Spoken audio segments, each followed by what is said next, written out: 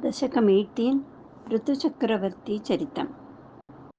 जातस्य ध्रुवकुल एव तुङ्गकीर्तेः अङ्गस्य व्यजनिसुतः सवेन नामा यद्धोषव्यतितं मतिः स राजवर्यः त्वत्पादे निहितमना वनं गतोऽभूत्। पापोपेक्षितितलपालनाय वेनः पौराध्यै उपनिहितकठोरवीर्यः सर्वेभ्यो निजबलमेव सम्प्रशंसन् भूचक्रे तव यजनान्ययं न्यरोत्सीत्। सम्प्राप्ते हितकथनाय तापसौघे मत्तोऽन्यो भुवनपतेर्न कश्चनेति। त्वन्निन्दावचनपरो मुनीश्वरैस्तैः शापाग्नौ शलभदशाम् अनायिवेनः तन्नाशात् खलजनभीरुकैर्मुनीन्द्रैः तन्मात्रा चिरपरिरक्षिते तदङ्गे त्यक्ताघे परिमथितात् अथ उरुदण्डात् दोर्दण्डे परिमथिते त्वमाविरासीः।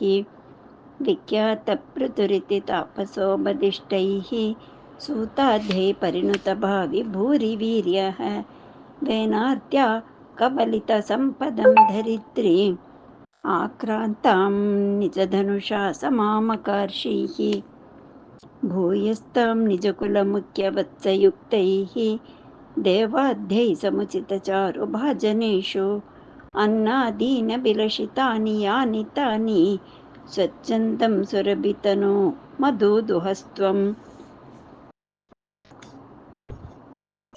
आत्मानं यजति मकैस्त्वयि त्रिधामन् आरब्धे शततमवाजिमेधयागे स्पर्धालुशतमकयेत्यनीचवेषः हृत्वाश्वं तव तनयात् पराजितोऽभूत्।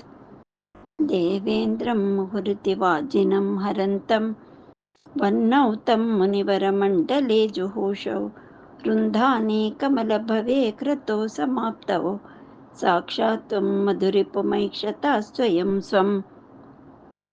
तद्दत्तं वरमुपलभ्य भक्तिमेकां गङ्गान्ते विहितपदः कदापि देव सत्रस्तं मुनिनिवहं हितानि शंसन् ऐक्षिष्टात् सनकमुखान् मुनीन् पुरस्तात्।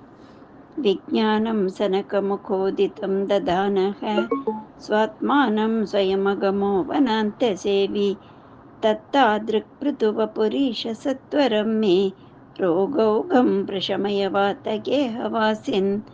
गोपिका जीवनस्मरणं गोविन्द गोविन्द नारायणाखिल गुरो भगवन् नमस्ते।